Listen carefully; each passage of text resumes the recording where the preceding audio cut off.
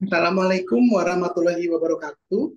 Kami ucapkan selamat siang dan kepada seluruh peserta dolan diskusi online mingguan di Surabaya yang ke-46 dengan topik dari Perhimpunan Jungkling Radang Tenggorokan Kepala Leher dengan topik tonsilitis atau radang amandel apakah perlu dioperasi. Pada hari ini akan dimoderasi oleh Dr. Ula Hanifah dengan narasumber.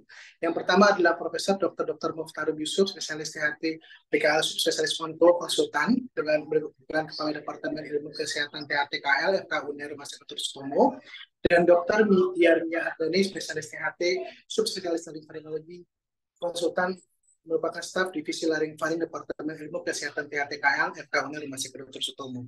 Kita akan mulai webinar kita kali ini. Kami persilakan kepada moderator untuk memulai webinar pada hari Dr. Ulang. Persilakan. Baik, terima kasih banyak Dr. Charles atas pembukaannya. Jadi menyampaikan juga mohon maaf dari Ketua IDI Dr. Brahmana yang sedang berhalangan sehingga beliaunya tidak bisa memberikan sambutan pada sore hari ini. Jadi langsung saja kita masuk ke materi dolan ini yang seri ke-46 ini mengenai tonsilitis. Perlukah dioperasi? Dan di tengah-tengah kita sudah hadir bersama narasumber yang luar biasa. Yang pertama ada Profesor Dr. Muhtarum Yusuf, spesialis telinga hidung tenggorok, bedah kepala leher, subspesialis onkologi konsultan FICS. Selamat sore dokter, selamat sore Prof. Selamat sore, Dokter Nggih. Ula. Nggih, sehat ya Prof nih. Matur nuwun telah meluangkan waktunya untuk Iya. bisa sharing dengan kami Suara sore saya hari terdengar ini. nggak ya? Suara Sampun, saya. sampun, terdengar Prof, terdengar. Nggih, terdengar Prof. Baik, langsung saja kita sapa narasumber kita yang kedua, yaitu Dr. Diar Mira. Dr. Diar Mira Ardani, spesialis telinga, hidung tenggorok, bedah kepala leher, subspesialis laringofaring, konsultan FICS. Selamat sore, Dr. Mira. Selamat sore, Dr. Mia.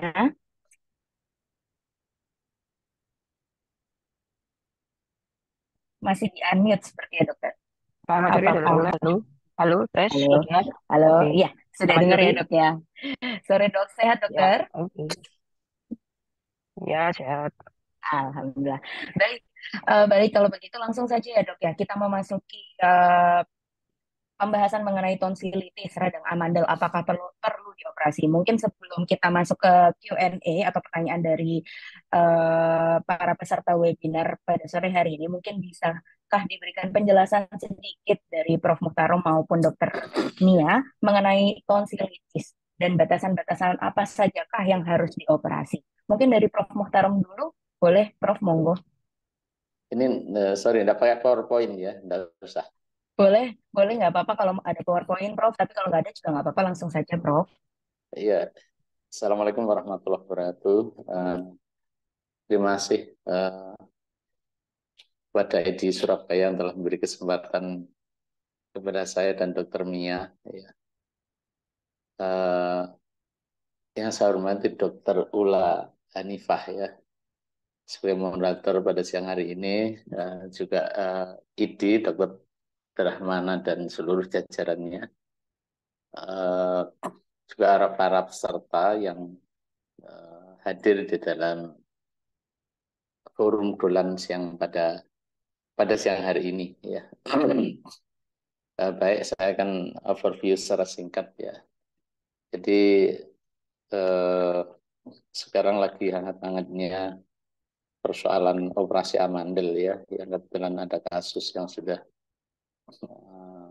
viral ya.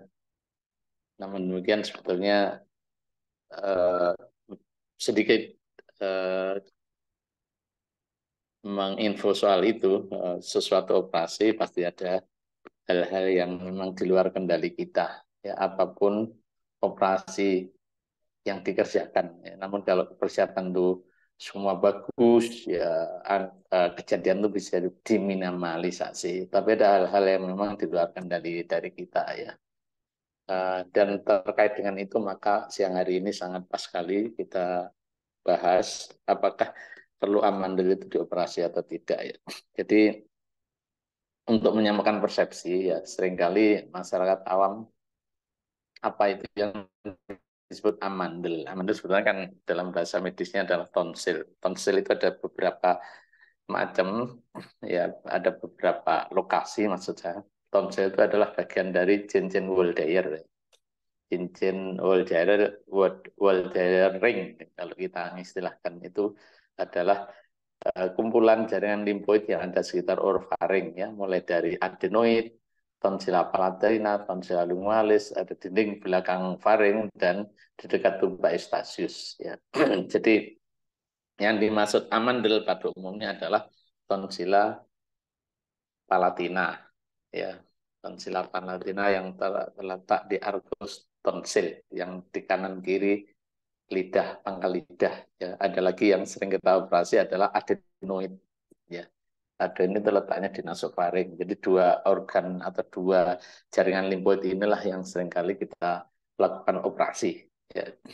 Dalam kondisi normal sebetulnya tonsil ini berkembang sesuai dengan usia seseorang, ya, pada saat masa kelahiran sampai kurang lebih 12 tahun itu akan terjadi hipertrofi dan hiperfungsi, karena pada masa itulah sebetulnya dibutuhkan untuk pembentukan zat antibodi sekaligus sebagai tempat pertahanan pertama dari kuman yang masuk orofaring. Oleh karena di masa itu hipertrofi tonsil entah adenoid atau tonsila palatina itu sesuatu yang fisiologis, ya. Namun fisiologis ini akan menjadi patologis kalau menimbulkan beberapa gangguan, ya. Jadi pada usia itu akan membesar, ya. Setelahnya secara embriologi setelah usia itu 12 tahun ke atas dia secara pelan-pelan akan mengalami mengecil atau mengkerut, ya, karena sudah tidak diperlukan lagi, ya. Oleh karena itu keberadaan tonsila palatina atau adenoid pada saat masa dewasa itu justru suatu abnormal, tidak normal, ya. Itu yang perlu digarisbawahi. Dan sebetulnya tonsil ini dalam kondisi normal tidak membesar. Kalau dia lagi infeksi otomatis dia akan membesar, ya. Kita punya di dalam acuan pembesaran tonsil bisa T1 sampai T4, ya. T1 itu masih di dalam arkos, kalau T4 sudah menyentuh uvula atau kissing antara tonsil kanan dan tonsil kiri. Nah, kemudian kalau toh dioperasi itu juga harus diambil secara keseluruhan. Kita jarang melakukan tonsilotomi atau mengambil sebagian dari jaringan tonsil, tidak, ya. Ada beberapa indikasi kapan dilakukan operasi, itu ada indikasi absolut ataupun indikasi relatif, ya. Kalau kita pakai acuan kriteria Paradis, itu ada rumus, ya, ada rumus 7153 dan 33 kalau nggak salah, ya. Jadi kalau tonsilitis akut yang berulang, ya, dalam setahun 7 kali atau dalam 5 tahun 2 kali atau dalam 3 tahun terus menerus 3 kali kambuh, itu bagian dari indikasi tonsilektomi. Tapi ada juga kriteria lain, American Otolaryngology Head and Neck Surgery itu memberi kriteria yang lebih ringan. Jadi kalau setahun kambuh 3 kali itu ada indikasi operasi. Nah, tanda-tanda kambuh adalah adanya panas badan lebih dari 38, kemudian ada pembesaran tonsil, ada detritus, ya. Kemudian kalau kita periksa labnya akan meningkat, ya. Jadi ada kriteria-kriteria seperti itu. Tapi juga secara umum ada indikasi operatif tonsilektomi, yaitu absolut. Contohnya kalau tonsil itu menimbulkan gangguan OSAS, obstructive sleep apnea, yaitu gangguan pernapasan saat tidur secara periodik dan berlangsung terus-menerus.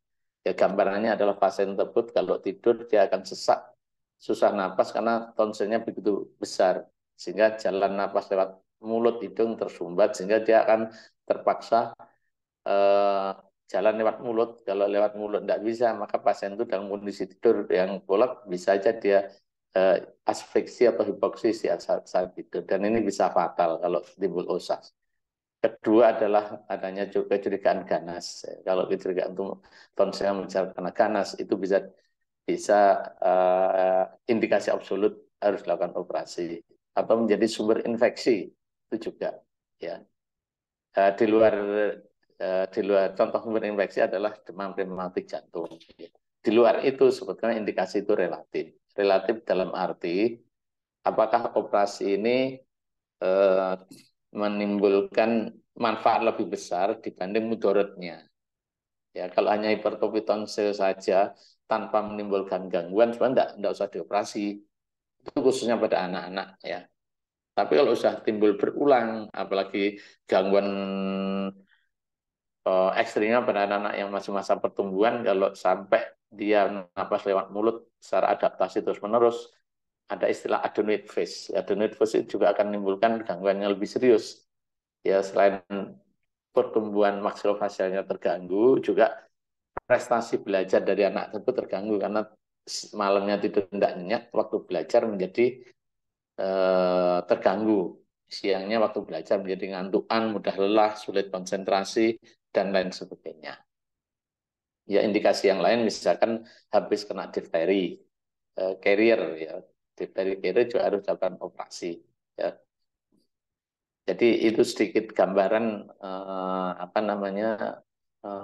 perlu tidaknya tonsil dioperasi. Dan yang sering kali ditanyakan oleh pasien atau keluarga pasien adalah kalau tonsil atau amandel dioperasi itu bagaimana dengan kekebalan tubuhnya? Itu sering kali ditanyakan. Ya.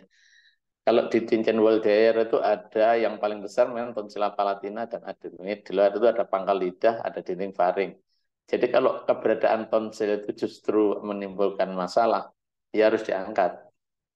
Yang indikasi relatif itulah yang harus kita pertimbangkan, terutama untuk anak-anak yang masih di bawah 12 tahun. Andai kata toh tetap harus diambil, apakah pengaruh? Sebenarnya tidak. Sebuah penelitian membuktikan memang saat habis operasi dia akan khususnya produksi limfosit lain sebagainya akan menurun, tapi 6 bulan pasca operasi dia akan kembali normal. Ya, jadi terus fungsi pembentukan antibodi juga diambil oleh organ limfoid yang lain, misalkan kelenjar getah bening leher. Kelenjar getah bening leher itu cukup banyak di kanan kiri sepanjang musculus sternocleidomastoid itu banyak sekali kelenjar getah bening ya. Ya, kemudian juga apakah kalau setelah dioperasi itu sudah tidak sakit lagi, itu seringkali ditanyakan. Kalau sumber masalah, sumber infeksinya dari tonsil, tonsil diangkat dia akan hilang. Ya, tapi secara keseluruhan memang kalau menghilangkan sama sekali tidak, tapi mengurangi frekuensi kambuh. Ya, karena sumber infeksi lain di jalan nafas atas itu masih banyak, tidak hanya tonsil atau amandel saja. Jadi frekuensi kambuh itu akan menjadi lebih jarang. Ya, misalkan kalau setahun sekali itu bisa mungkin 2 tahun itu baru sekali 2 kali gitu saja. Ya, dan itu sudah dibuktikan sebuah penelitian. Ya. Terus indikasi lain adalah tonsilitis kronis. Tonsilitis kronis itu kita sudah melakukan penelitian, terutama yang dengan gejala klinik tonsil itu membesar, detritus banyak, kriptom melebar, ya tonsilnya benjol-benjol. Kalau toh itu diambil, ternyata tonsil itu secara imunologi sudah tidak berfungsi lagi. Jadi percuma keberadaan tonsil di situ, malah menimbulkan masalah menjadi sumber infeksi. Dan pada tonsil yang kondisi fisik seperti itu, biasanya ada istilah biofilm, ya, kuman pembentuk biofilm. Dengan antibiotik pun tidak akan mempan. Ya, oleh karena itu satu-satunya cara kalau kondisi seperti itu ya dengan tonsilektomi. Karena biofilm sampai sekarang belum ada antibiotik yang bisa menembus biofilm, meskipun ya ada tapi cukup mahal ya dan penggunaannya sangat sangat sangat sangat terbatas dan itu pun tidak menjamin tidak akan timbul di kemudian hari karena biofilm ini cukup cukup protektif terhadap keberadaan kuman yang produksi biofilm. Oleh karena itu, ya tonsilektomi itulah yang harus dikerjakan. Nah, mengenai teknik tonsilektomi, banyak cara sebetulnya, tetapi secara konvensional, tonsil itu diangkat entah dengan cara tajam atau cara tumpul. Semua sepakat bahwa tonsil diambil semua. Tidak diambil sebagian itu tidak. Ya. Meskipun di luar negeri sering dikerjakan namanya tonsilotomi, artinya tonsilnya dikempesi sedikit saja, yang semula gradasinya T4, T3 dikurangi menjadi lebih kecil, itu bisa. Itu ada, tapi di tempat kita pun ngajari para spesialis kita, tonsilotomi atau tonsilektomi sebagian itu tidak dikerjakan. Sekarang banyak alat yang berkembang, bisa dengan radiofrekuensi, bisa dengan microdebrider, bisa dengan coblation, ya, dan macam-macam, banyak teknik. Tapi pada dasarnya, asal menguasai teknik dasar dengan cara diseksi, teknik yang lain akan mudah dikerjakan. Tapi kalau teknik dasar tidak menguasai, maka teknik yang dengan alat canggih akan kesulitan. Karena kalau terjadi sesuatu, maka kita kembali ke teknik konvensional yang kita kuasai sehari-hari.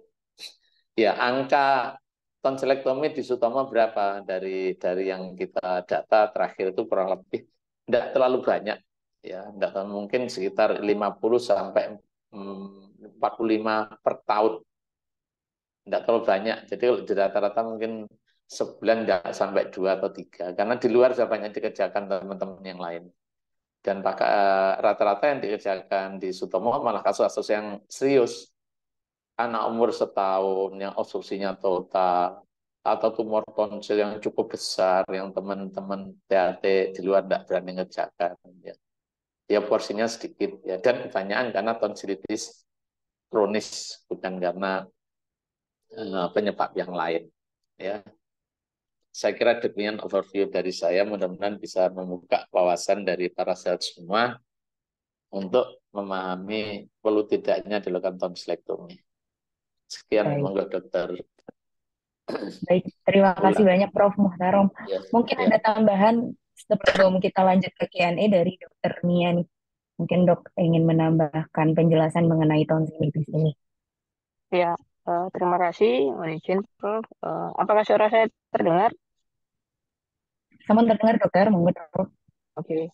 Jadi saya menggarisbawahi aja secara singkat bahwa problem tonsilektomi ada tadi disebutkan indikasi absolut dan relatif. Yang pasti ada 4 hal. Yang pertama karena obstruksinya, yang tadi disebut Prof dengan OSAS, sumbatan seberapa kecil pun umur dia karena masalah sumbatan yang terutama disebabkan pada anak karena hipertrofi adenoidnya ya. Karena apa? Karena anak di bawah usia 5 tahun adalah obligat nasal breather, sehingga ada sumbatan di daerah nasofaring yang letak hipertrofi adenoid itu sudah memberikan gejala obstruksi yang sangat hebat, di mana nantinya kualitas hidup anak tersebut akan terganggu. Jadi yang pertama adalah problem obstruksi, yaitu OSA tadi, terutama pada anak yang di bawah usia 5 tahun 3 tahunnya. Kemudian yang kedua adalah problem infeksi, apapun bentuk infeksinya. Infeksinya yang kuman Streptococcus beta hemolyticus, atau apapun infeksi difteri, atau barangkali infeksi karena juga bisa karena jamur, ya menimbulkan tonsilitis akut maupun kronik, itu problem infeksi. Dan yang ketiga adalah problem neoplasma yang tadi seperti disebutkan Prof bahwa banyak rujukan yang kita operasi di Sutomo juga karena sudah sulit dikerjakan karena neoplasma. Jadi kalau saya berkiblat pada ini problem problem sumbatan, problem infeksi, dan problem neoplasma. Dan yang perlu diingat, apakah pemberian antibiotik secepat mungkin pada tonsilitis akut bisa dimulai? Nah, biasanya pertanyaannya gini, kalau dikasih obat aja, dikasih antibiotik, apa bisa? Apa nggak kambuh lagi? Nah, pemberian antibiotik itu memang berdasarkan bahwa itu memang dilandasi karena adanya kuman ya. Tapi pada dasarnya kalau itu sudah menjadi sumber infeksi seperti disebutkan Prof tadi yang kronik, kripto melebar dan sebagainya tidak akan pengaruh apalagi dengan adanya biofilm sehingga tetap tonsil itu harus ditonsilektomi. Barangkali itu yang dari saya Dokter Ula Hanifah untuk penegasan tentang indikasi tonsilektomi secara garis besar. Terima kasih. Baik, terima kasih dok. Tapi saya penasaran nih dok, untuk pemberian antibiotik ini dok, kapan sih kita harus melakukan pemberian antibiotik ini dok sebelum beranjak ke tonsilektomi ini dok? Mungkin boleh dijawab dari dokternya langsung.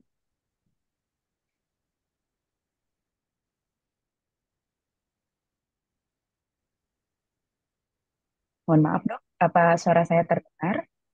Ya, terdengar. Nggak tahu dokternya nggak. Oke, boleh. Mungkin boleh dijawab langsung aja dengan Prof. Muhtarom. Jadi begini, tonsilitis akut ya, ada dua penyebab ya, ada Ya, viral, ada pemberian yang antibiotik pada tonsilitis enggak yang dokternya. akut, ya, tonsilitis akut atau tonsilitis kronik yang exacerbasi akut itu terutama di Indonesia. Sepertinya dokter Mia terlempar, Prof. Monggo boleh dilanjutkan.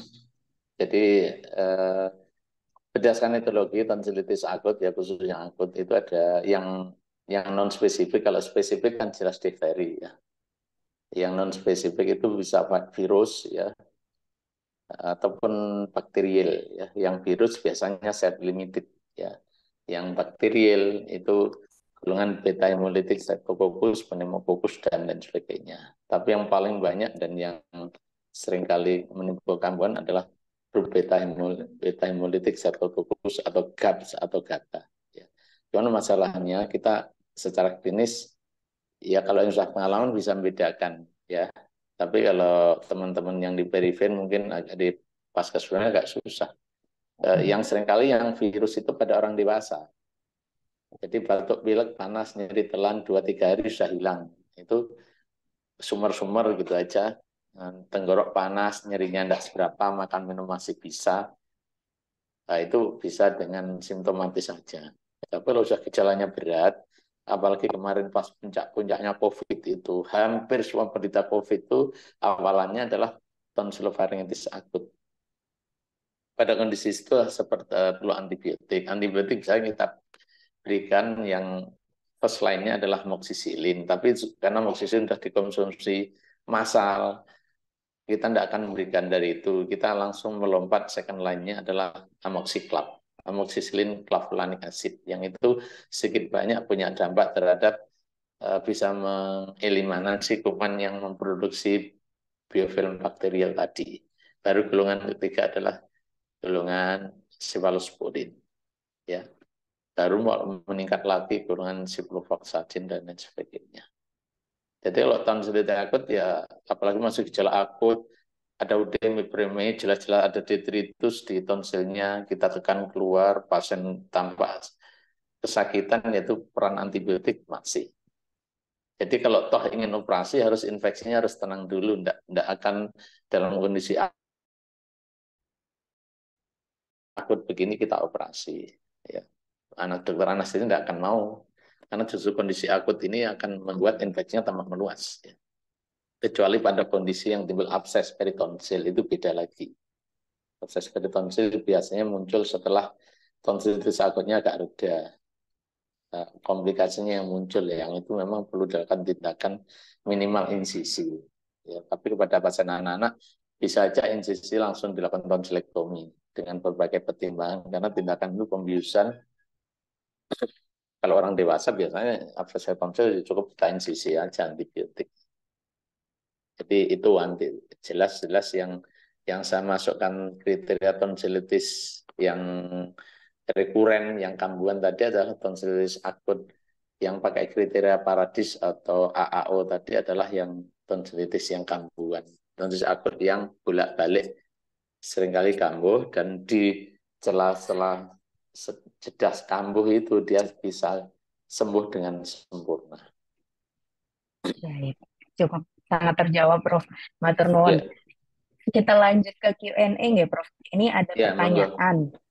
Izin bertanya, Prof, Maaf, kapan saat... Oh, nggih, siap. Selamat datang kembali, Dokter Mia. ya Untuk yang tadi kelewat. pertanyaan mengenai antibiotik, alhamdulillah sudah Iya, terjawab oleh Prof. iya. Mutarom. Kita lanjut ke pertanyaan, nggih, Dokter, nggih. Ini tadi yang pertama, izin bertanya, Prof, kapan saatnya tonsilitis harus dilakukan operasi tonsilektomi? Mungkin tadi sudah dijelaskan, gitu, Prof. Dan sejauh manakah perlindungan kepada nakes bila terjadi hal yang tidak diinginkan seperti yang Prof. Muhtarom tadi jelaskan, dokternya dilaporkan ke polisi itu. Terima kasih, Prof, atas penjelasannya. Monggo, Prof. Muhtarom bisa. Ya, ya, tadi sudah di awal ada indikasi absolut, ada indikasi relatif ya. Itu secara medis ya, tapi tetap persetujuan dari pasien tetap meskipun itu absolut ya, tapi eh, tetap tetap persetujuan pasien tetap diperlukan. Kita tidak bisa memaksaannya secara medis ada indikasi absolut. Ya, yang tadi dokter menyampaikan tadi ada OSAS, sambatan jalan nafas, tonsilitis recurrent, ya ada dugaan keganasan, ya kemudian ada carrier penyakit-penyakit infeksi yang carrier, contohnya difteri dan lain sebagainya. Ya, yang relatif adalah hipertrofi tonsil yang biasa, yang tadi dasarnya adalah asas manfaat. Ya, kita seringkali diminta sejawat pediatri yang anak-anak menderita demam rematik akut yang mau dioperasi penutupan katup karena tonsil kalau membesar meskipun tidak ada tanda-tanda klinis dan diduga itu menjadi sumber infeksi, itu juga dimintakan untuk tonsilektomi. Jadi indikasi-indikasi itulah yang menjadi dasar kita. Ya. Tadi melengkapi pertanyaan sebelumnya, apakah kalau tonsil besar diobati bisa mengecil?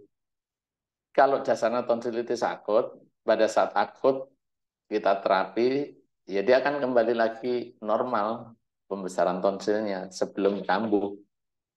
Tapi kalau dasarnya tonsilitis kronik yang exacerbasi akut, yang di dalamnya sudah kripta yang lebar dan detritus, itu dasarnya sudah ada. Di dalam itu sudah ada jaringan-jaringan tonsil yang saya sampaikan tadi, yang secara fungsional itu sudah tidak berfungsi.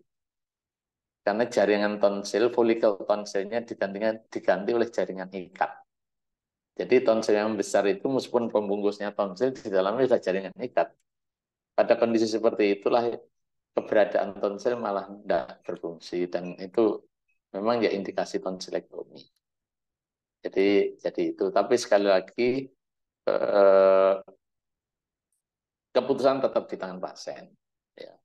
Bahkan ada yang sudah obstruksi total OSAS yang berat. Saya pernah mengerjakan anak umur 2 tahun overweight lagi. Dia harus disanggah intubasi. Kalau tidak intubasi dia kolap. Pada kondisi seperti itu nggak mau harus tonsilektomi. Itu betul-betul mutlak. Nah, kalau intubasinya dilepas ya anak tidak bisa nafas. Ya. Bahkan pada dewasa, OSAS itu sebenarnya kalau dewasa itu OSAS pada anak-anak. Ini sedikit nambah aja. OSAS pada dewasa itu banyak faktor, terutama kegemukan. Kegemukan BMI yang overweight, ya itu sangat susah ngoreksinya. Cara terakhir adalah dengan CPAP, pasang alat CPAP. Saya pernah ada pasien, alat CPAP itu alat yang otomatis dipasang di rongga mulut, yang itu mengambil alih pernapasan kita dan bekerja secara otomatis mengatur napas kita, oksigenasi kita pada saat tidur. Kalau dia pada saat bangun, dia bisa ngontrol posisi lidah dan napasnya. Tapi begitu tidur, semua menjadi di luar kontrol. Sarannya turunkan berat badan, dia menyerah. Akhirnya beli alat itu kurang lebih 33 juta. Itu tuh contoh yang ekstrim pada dewasa. Kalau anak-anak biasanya umumnya ya karena hipertrofi tonsil dan adenoid itu. Baik, soal yang kedua, perlindungan hukum. Sebetulnya sekali lagi tindakan medis itu tetap berisiko. Ya, apapun tindakan medis tetap berisiko. Yang penting inform consent. Inform consent itu pertama adalah dijelaskan apa penyakitnya. Seperti kalau kita ngisi formulir inform consent, penyakitnya apa, dasar diagnosisnya apa, kemudian mau dikerjakan apa, tujuannya apa, mengerjakannya dengan cara apa, komplikasinya apa, Ya, kemudian apa namanya? Apakah tidak ada alternatif lain? Itu harus dijawab oleh kita harus menjelaskan pasien dan pasien ada kolom dua ya, kolom dokter sudah menjelaskan, kolom pasien sudah mengerti dan ditandatangani itu detail sekali. Jadi dan kita sama sekali tidak akan menjamin bahwa operasi itu aman, tapi dengan persiapan yang bagus ya aman. Nah, perkara terjadi sesuatu seperti itu ya kita kembali sebagai tenaga medis, tentu di pengadilan nanti yang baca atas regulasi. Apakah yang kita kerjakan itu sudah sesuai SOP enggak? Kalau sudah sesuai SOP ya aman tanda petik. Aman ya, aman ya. Yang tidak sesuai SOP ini adalah memberi peluang kita untuk disidik lebih jauh. Ya. Biasa kalau ada kasus-kasus seperti itu, apalagi kita yang di Sentra Pendidikan, ada PPDS kita melakukan, ada istilah morbiditas mortalitas, jadi kita audit medik di mana letaknya, apakah semua sudah sesuai. Kalau memang sudah sesuai dan itu memang di luar kendali ya, ya nanti tinggal hakim yang membuktikan. Ya, jadi yang mengamankan saat persidangan ya adalah ketaatan kita kepada SOP. Yang kedua, yang pertama, yang kedua adalah ya nasib. Dan itu harus dibuktikan mulai dari penjelasan awal, semua tertulis, dan pasien sudah mengerti, terutama pasien itu dari keluarga-keluarga inti. Jangan sampai kita beri inform consent yang tanda tangan bukan yang berwenang. Ya, kalau anak kecil di bawah 17 tahun otomatis harus orang tuanya, bahkan kedua orang tuanya, jangan hanya saudaranya. Nanti timbul masalah, justru keluarga inti tidak merasa dijelaskan, itu yang menimbulkan masalah. Karena di aturan siapa pemberi informasi, siapa menerima informasi itu ada aturan-aturannya. Dan aturan-aturan itulah yang nanti akan disidik tanda petik, akan ditanyakan oleh polisi.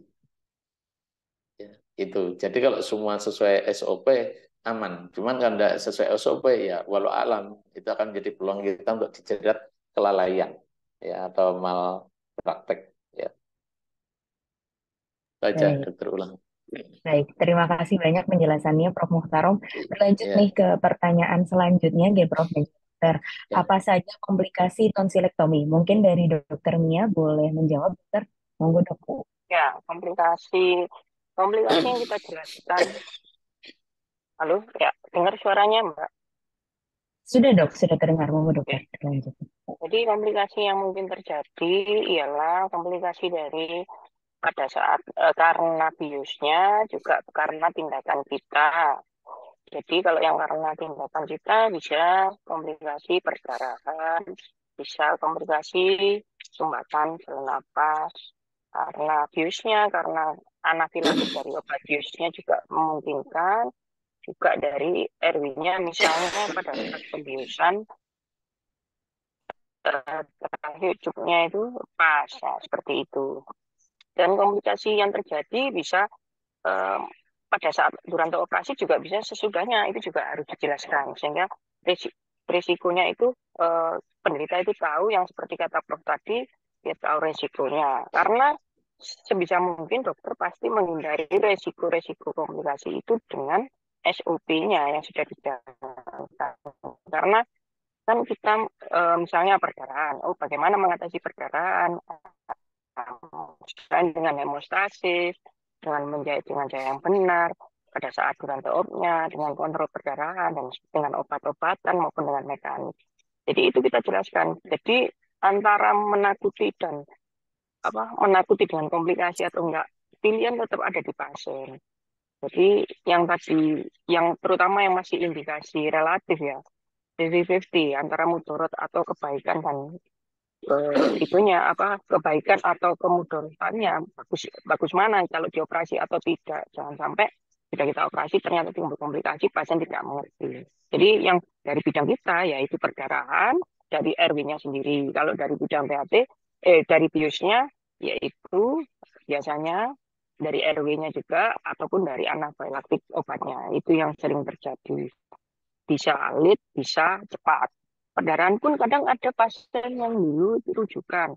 Misalnya dia sudah selesai post-op aman ya. Kemudian dia pulang, ternyata seminggu kemudian dia bleeding dari hidungnya. Itu juga bisa. Itu bisanya karena dia tidak taat pada dietnya. Ya, habis operasi kan tonsil biasanya dietnya lunak, dia makan yang kasar-kasar sehingga pembuluh darah yang belum hemostatisnya bagus dia terbuka lagi akhirnya berdarah. Tapi itu juga bagian dari komplikasi kan SOP sudah kita kerjakan. Yang penting adalah inform consent tadi. Baik, terima kasih banyak dokter Mia atas jawabannya. Izin saya lanjut nih, Prof. Dokter, ke Ya. pertanyaan selanjutnya ini dari Dokter Cahyono, ditunjukkan kepada Prof. Muhtarom Yusuf. Bercermin dari kasus di Bekasi, Prof. Pada anak usia berapa yang benar-benar aman dilakukan tindakan operasi tonsil? Matur nuwun, Prof. Ya, ini pertanyaan yang seringkali ditanyakan ya. Jadi saya juga jawabnya juga tetap secara akademik ya. Jadi tergantung indikasinya. Jadi tidak ada usia yang yang saklek seperti Pasti KTP sakit. ya, seperti KTP ataupun nikah harus di atas 17. Kalau kurang dari 17 kecuali itu enggak seperti itu. Tergantung indikasinya. Pada kasus-kasus indikasi absolut itu usia berapapun dikerjakan. Tadi saya sampaikan saya pernah mengerjakan umur setahun, pernah 2 tahun, 3 tahun. Meskipun secara umum acuannya operasi itu sebaiknya pada usia yang lebih dewasa karena anaknya lebih kooperatif dan lebih enak, rongga mulutnya lebih lebar. Itu acuan umum, tetapi secara khusus sangat tergantung indikasinya. Tapi kalau contoh indikasi yang relatif itu bisa saja kita agak mundur-mundur karena gangguannya tidak terlalu berat. Tapi yang absolut ya kita secara indikasi harus dikerjakan saat dia ditemukan, berapapun usianya. Itu dokter ulang. Baik, terima kasih banyak, Prof. Muhtarom. Baik, lanjut ya, dokter, untuk pertanyaan untuk dokter Mia ini mungkin kasus ini ya dokter ya. Izin bertanya dokter, pada pasien MCU dewasa didapatkan tonsilnya ini T3 dan T3.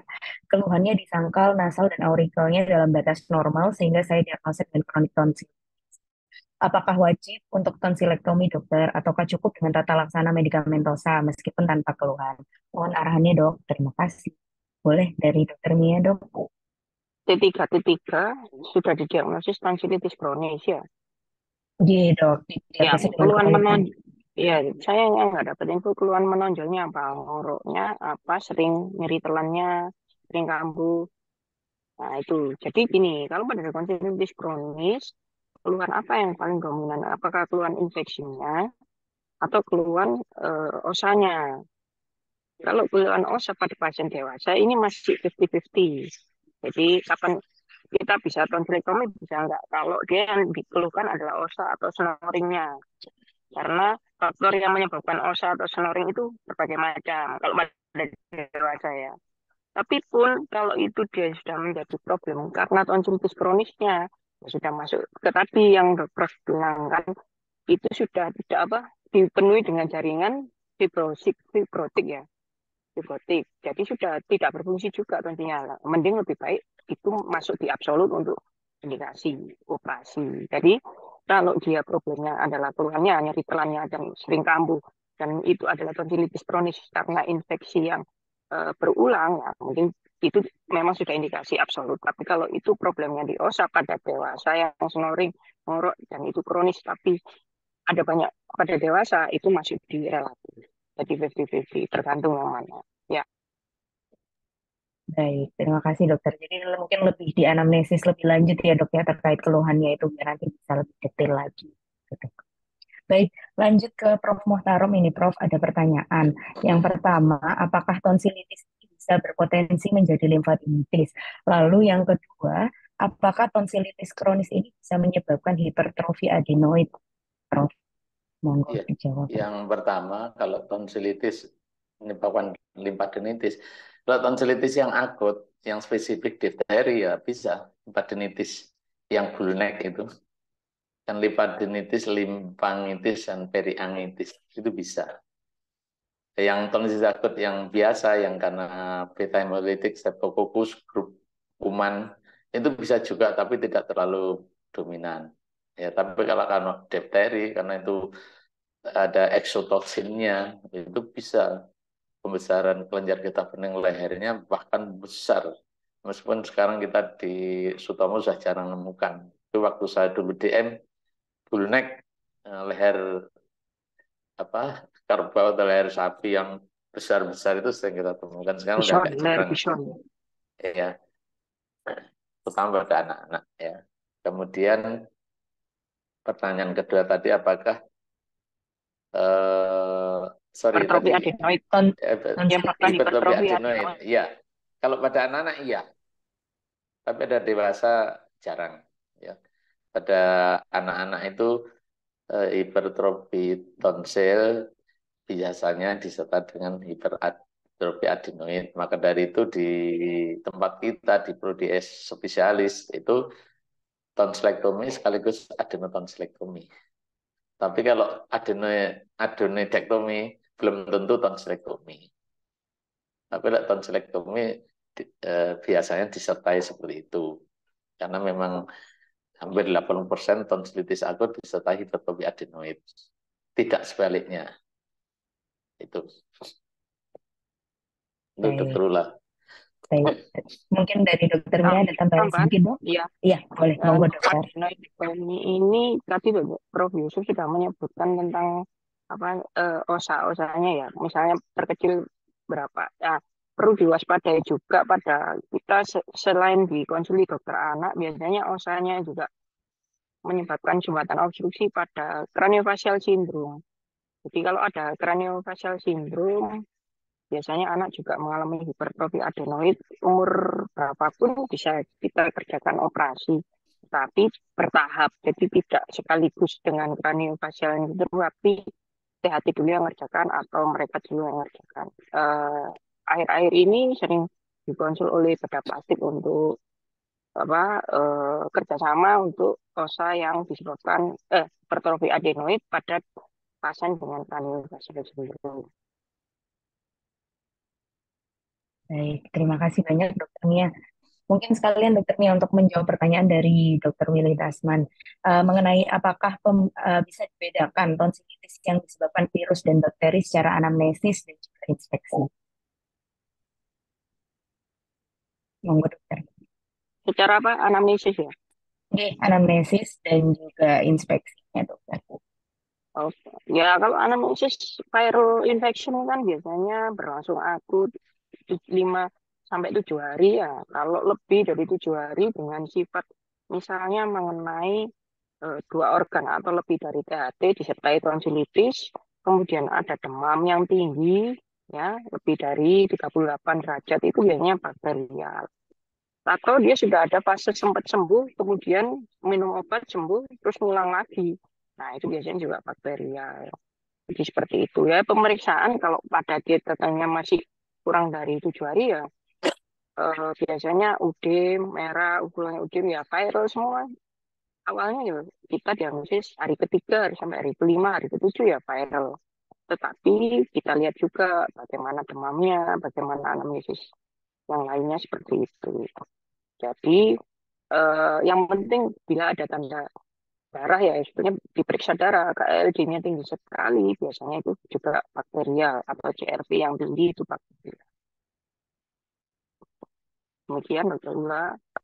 Baik, kalau dari inspeksinya, dokter, mungkin apakah ada bisa pembedanya antara yang viral Ya, sama bakterial? viral pun juga bisa ada detritus ya, belum ada detritus, uvula, udem, faring hiperemi dan sebagainya. Tapi biasanya pada inspeksi daerah tonsil yang bakterial itu, terutama kalau yang dia kronik exacerbasi akut ya, sudah tampak kripte-kripte yang melebar. Kan berarti sudah lama dia infeksinya, ya kan? Kripte-kripte yang melebar berpulau-pulau, kemudian timbul lagi kayak bercak-bercak, kemudian yang disebut dendritis tadi di pulau-pulaunya berarti dia kronik. Kemungkinan itu bukan sudah viral tapi memang kronik exacerbasi akut itu biasanya bakterial. Baik, terima kasih banyak, dokter Mia. Jadi kriptenya yang dilihat, kripte yang dilihat. Baik, semoga terjawab ya Dokter Willy. Terima kasih banyak untuk pertanyaannya. Lanjut, Prof, untuk pertanyaan selanjutnya ini mengenai beberapa jenis operasi yang memang tadi sudah Prof Yusuf sampaikan.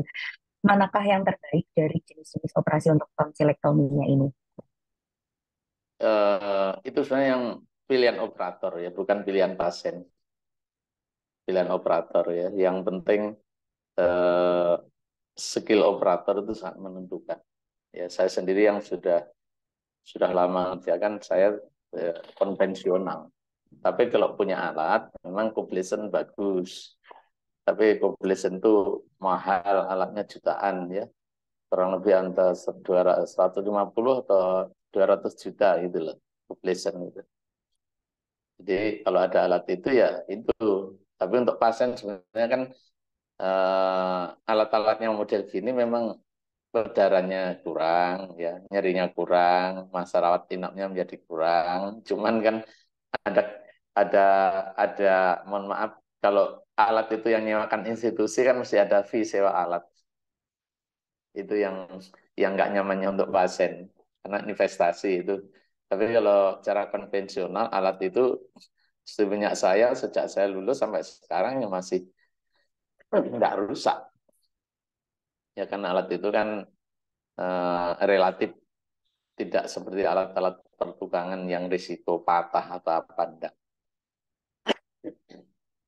Jadi skill operator menjadi penentu alat itu. Tapi makin canggih alat, sebetulnya kenyamanan pasien itu makin terjamin. Tidak sakit, masa rawat inap, juga lokal operasi cepat sembuh, dan lain sebagainya. Tapi alat yang canggih di tangan operator yang tidak mumpuni ya sama aja hasilnya nggak bagus. Kembali ke cara konvensional. Itu. Baik, Prof. Berarti semua tergantung dari operatornya gitu, Iya, Prof, nih, yang iya. menentukan Pilihan kita. operator. Iya. Tapi Jadi kita nggak kadang-kadang pasien, memberikan. iya, karena pasien tuh milih, dok saya pengen Hmm, dioperasi dengan laser, ya enggak apa-apa, enggak apa-apa. Kalau mohon maaf, ya kalau seperti saya sudah bisa ngerjakan dengan model alat semuanya. Cuman teman-teman yang pemula itu yang kita ajari kan dengan yang cara konvensional. Karena cara konvensional itu sudah menguasai, yang lain itu gampang. Ibarat motong kertas yang satu tekniknya pakai gunting yang lurus, yang lain-lain pakai gunting model apapun, kalau yang cara dasar bisa itu gampang ngembangkannya. baik, baik. Siap, matur nuwun Prof Muhtarom. Baik, berlanjut Dokter dan juga Prof ke pertanyaan berikutnya. Izin bertanya Prof Muhtarom dan juga dokternya. Yang pertama, upaya pencegahan apa yang perlu dilakukan agar tonsilitis ini tidak berulang atau yang tadi Prof dan juga dokter sampaikan recurrent tonsilitis. Oke. Lalu yang kedua, sampai sejauh mana kompetensi Paskes pertama dalam menangani tonsilitis? Dan yang ketiga, edukasi apa yang perlu disampaikan ke pasien atau keluarganya? Terima kasih. Boleh mungkin dari dokter Mia terlebih dahulu, dokter? Ya, monggo. Ya, bentar. Yang pertama ini usia pencegahan. Oh ya, supaya Untuk tonsilitis tidak berulang ya. Jadi jaga kondisi fisik, olahraga teratur, istirahat cukup, jaga higienitas mulut, seperti itu ya. Gosok gigi diperhatikan, kemudian makan makanan bergizi ya. Kemudian tidak makan, kalau pada anak biasanya yang dicurigai itu makanan yang mengandung monosodium glutamat ya, yang micin itu loh ya. Ya, mengandung micin itu. Jadi itu sebagai pemicu karena ketidakseimbangan di daerah faring. Ya. Jadi yang penting seperti itu. Sejauh mana kompetensi Paskes pertama dalam menangani tonsilitis? Jika pasien sudah terganggu dengan tonsilitis, utamanya yang mengarah ke kronis ya, karena problem infeksi atau karena osanya. Nah, kalau mereka kan terapi utamanya kan medikamentosa kalau bisa. Kalau sudah tidak bisa medikamentosa dinilai perlu kooperatif ya harus dirujuk. Apapun penyebabnya yang tadi disebutkan. Bisa karena obstruksinya, bisa karena infeksinya, bisa karena itu curiga neoplasma. Jadi patokannya itu aja. Apakah sudah masuk ke indikasi dari tonsilektomi untuk menangani tonsilitis? edukasi apa yang perlu disampaikan ke pasien atau keluarganya. Ya, kalau misalnya dirujuk itu tujuannya untuk apa. Kemudian edukasi lagi setelah dirujuk, nanti operasi bisa kontrol ulang ke vaskes pertama. Itu juga ada tanda-tanda apa yang perlu diperhatikan. Mungkin itu ada tambahan, Prof. Ya, eh, tonsillitis akut memang kompetensinya dokter umum. Ya, kompetensinya dokter umum di Vaskes 1. Ya, kita akan mengajari juga mahasiswa kedokteran. Jadi di bidang laring-faring itu salah satu yang kompetensinya levelnya 4. 4 itu artinya dia dengan anamnesis yang bagus, pemeriksaan fisik yang sederhana, pemeriksaan rinoskopi anterior, pemeriksaan otoskopi, dan pemeriksaan laring-faring, dia harus bisa menegakkan itu tonsilitis akut, terutama yang penyebab non-spesifik. Ya. Kalau kemudian jika dia juga harus memberikan tonsilitis ini akut biasa atau difteri, itu kompetensinya teman-teman yang di fase 1. Kalau difteri tentu bisa harus dirawat dengan isolasi. Dulu saat KLB difteri, kita pernah ngajari teman-teman yang di puskesmas, yang ada vaskes, rawat inapnya, rujukannya jauh, ya kita fasilitasi, kita reminding, kita refreshing. ADS nyuntikannya kan gampang, penicillin prokain juga nyuntiknya gampang. Baru kalau ada komplikasi serius, miokarditis atau sumbatan jalan nafas atas, ya konsultasi ke ahlinya, ya ke spesialis anak, kalau tracheotomi ya ke THT. Jadi memang tonsilitis akut itu kompetensinya teman-teman dokter umum. Itu dokter ulang. Untuk tambahan edukasi, sampun Prof, ada ditambah lagi. Ini saya melengkapi. Seringkali mitos es, ciki, coklat menjadi penyebab. Ya, sebenarnya itu tidak ada hubungan langsung, ya, kecuali di alergi. Ya, itu kalau di kuliah saya ada khusus itu mitos, mitos yang kebenarannya susah dibuktikan. Tapi kadang-kadang orang tua biar anaknya tidak selalu minta ciki, coklat, dokternya suruh bilang, dok, tolong bilangi anak saya. Motivasinya bukan untuk edukasi, motivasinya biar tidak jajan, itu aja. Sebenarnya tidak apa-apa, selama dia tidak alergi, kecuali kalau pas kambuh, es juga nggak boleh. Ya, pas Alergi. kambuh, ya makan ciki, makan bahan-bahan yang agak merangsang, pedas kan nggak boleh. Itu Baik, aja. baik, Prof. Berarti hoax ya, Prof, ya. Kita nggak boleh memberi Wah, edukasi dengan mana. ya, ya. Lalu, Prof, kalau seandainya setelah operasi, terus ada pernah dengar disuruh makan es krim itu, apakah benar, Prof? Dan adakah perubahan pola struktur makan ini setelah selesai operasi? Jadi tujuannya terutama pada anak-anak, ya dewasa pun tidak apa-apa. Karena anak-anak itu biasanya iming-iming ya, iming-iming janjian nanti kalau setelah operasi kita belikan es krim karena es krim itu menjadi golden makanan untuk anak-anak. Mau gitu. Ya itu ada kepentingannya karena habis operasi eh, biar vaskuler di daerah operasi tidak hiper hiper apa ya, hiperemi dan lain sebagainya, dikasihlah pendingin ya. Es krim nggak apa-apa ya saat 1-2 hari, tapi jangan es krim terus, nanti malah batuk pilek. Itu untuk melatih makan sekaligus. Nggak harus es krim sebetulnya. Eh, eh, apa es batu yang dibungkus plastik ditaruh di lehernya juga boleh. Cuman kan kalau anak-anak kalau es ditaruh di leher kan nggak mau, mending dimakan. Ya nggak apa-apa untuk latihan makan karena membuktikan ke anak-anak itu bahwa setelah tonsilektomi makan nggak apa-apa. Bahkan anak-anak itu cenderung cepat sembuh dibanding dewasa karena jaringannya tipis, mukosanya tebel, ya ngangkatnya gampang, belum ada perlekatan. Jadi anak-anak itu kadang hari kelima ke enam sudah makan biasa. Kalau dewasa kadang hari ke-10 dia baru makan dewasa. Makan biasa. Karena dewasa biasanya kan jaringan ikat, jaringan fibrotik atau jaringan parutnya banyak, sehingga ngangkatnya pun tidak bisa in total tonsilnya, harus menyatakan peritonsiler sehingga risiko perdarahan lebih banyak pada dewasa. Baik. Terima kasih banyak, Prof. Mungkin dari dokternya Ya, ada tambahan, Dok? Iya, kalau untuk anak memang karena dipengaruhi juga dengan diet pola makannya dia yang bisa apa.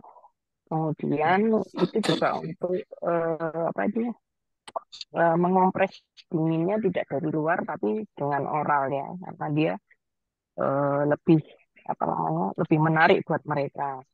Dan apa untuk dewasa mungkin kalau makan es krim juga enak juga, akhirnya ya biasanya nggak biasa minum es krim, tapi yang perlu ditekankan gini ya, tidak selamanya harus minum es krim, karena maksudnya es krim itu hanya pasca operasi dua hari lah, 2 hari 3 hari itu mungkin yang perlu ditekankan ya, itu berulang. Baik, terima kasih banyak Dokter Nia dan juga Prof. Muhtarom atas penjelasannya. Karena adanya keterbatasan waktu, Profesor dan juga Dokter, mungkin sebelum kita tutup, saya sedikit rangkum dari pernyataan Prof. Muhtarom dan juga Dokter Mia, bahwa tonsilitis ini untuk melakukan suatu operasi tergantung dari kriterianya. Baik, kita ada 2 kriteria, yaitu kriteria absolut dan juga relatif. Untuk kriteria absolut yang harus dipenuhi mungkin dari 7 episode yang terjadi dalam 1 tahun itu ya Prof ya, atau 5 episode yang terjadi 2 tahun berturut-turut, dan juga 3 episode yang mungkin terjadi 3 tahun berturut-turut, dan mungkin adanya sumber infeksi dan tonsilitis kronis yang telah berulang. Dan semua operasi atau suatu operasi apapun itu pasti ada yang namanya di luar kendali, jadi tidak semua bisa kita kontrol. Dan seperti yang telah disampaikan Dokter Mia juga, bahwa indikasi operasi juga salah satunya ya ada 3 hal, yaitu dilihat dari obstruksinya atau osasnya, yang kedua dari infeksinya, kita bisa tentukan baik itu infeksi streptococcus maupun difteri, dan yang ketiga dari neoplasmanya. Mungkin itu, terima kasih banyak kami sampaikan kepada Prof. Muhtarom yang telah meluangkan Sama-sama. waktunya untuk berbagi ilmu dengan Ya. sore hari ini. Terima kasih juga Dokter Mia Ya. yang telah meluangkan Terima kasih. waktunya. Semoga sehat selalu Profesor dan Amin, amin, Dokter. amin. Dan Dokter untuk Ula juga demikian. Matur nuwun. Untuk selanjutnya kami kembalikan kepada Dokter Charles. Terima kasih kepada Dr. Ula Hanifah yang telah menjadi moderator pada hari ini. Terima kasih kepada Prof. Muhtarom dan Dr. Mia Ardani yang telah memimpin diskusi hari ini. Prof, Dokter, sungguh sangat bermanfaat sekali. Kepada seluruh peserta dari Dolan episode ke-46 ini, Prof, sudah ada dari tadi awal sudah ada sekitar 600-an lebih Prof yang ikut Prof. Jadi memang Dolan ini oleh teman-teman kita di seluruh Indonesia, tidak hanya di Surabaya, Prof. Terima kasih Prof untuk ilmu, Dr. Diar. Kami mengundang juga bagi seluruh peserta Dolan untuk ke seri 47 pada minggu depan tanggal 16 Oktober tepat jam yang sama, jam 15 sampai jam 16. Kita akan mengundang dari Perkumpulan Dokter Forensik ya dengan judul Pelayanan Kedokteran untuk Kepentingan Hukum. Dengan moderator saya sendiri, Dr. Charles, dan narasumber Dr. Gali Gradita Mulya Saputra, spesialis forensik medicine Visqua, Direktur Rumah Sakit Suradarma Husada Jombang, dan Dr. Nabil Bahaswan, spesialis forensik medik, Sarjana Hukum, Magister Hukum, staf pengajar FK Hang Tuah Surabaya. Jadi kepada seluruh peserta Dolan, kita akan membicarakan mengenai pentingnya hukum bagi pelayanan kedokteran kita minggu depan di jam yang sama. Sekali kami ucapkan terima kasih kepada seluruh peserta setia, seluruh pembicara dan moderator. Kami undang kembali minggu depan. Wassalamualaikum warahmatullahi wabarakatuh. Waalaikumsalam. Saya mau izin live. Terima kasih. Dokter, matur nuwun.